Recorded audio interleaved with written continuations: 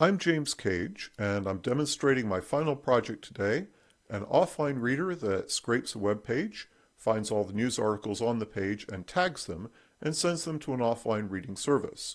The program uses code that I wrote for any website, but the demonstration today will be specific to The Economist magazine. Let's kick the code off.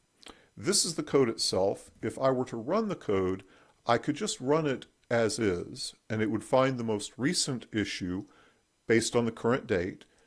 But today I'm going to give it a specific date, and it will find the issue that was on the newsstands as of that date. Before the program can run, it must be authenticated by the user using the Pocket API. Let's say the user wants to authenticate it. The program walks him or her through the process to do that. I'll go ahead and open the URL that my program provides and authorize the application. Once the application is authorized, I can go back and just press enter to continue. Now, the program has calculated what the issue, the most current issue of The Economist was as of August 26.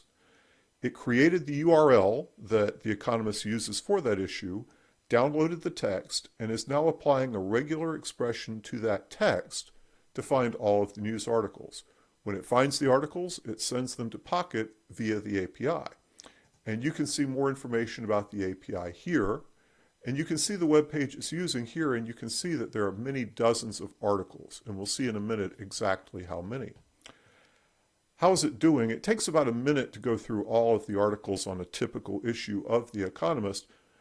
In this case, we found that the issue that was on the newsstands had 74 articles, and all 74 were downloaded successfully. And I can see those articles in Pocket now. If I look, here are all of those articles. As I go through those, I can pick one and read it. Now notice the date, the word The Economist, and United States. These are all tags that my program applied to the articles.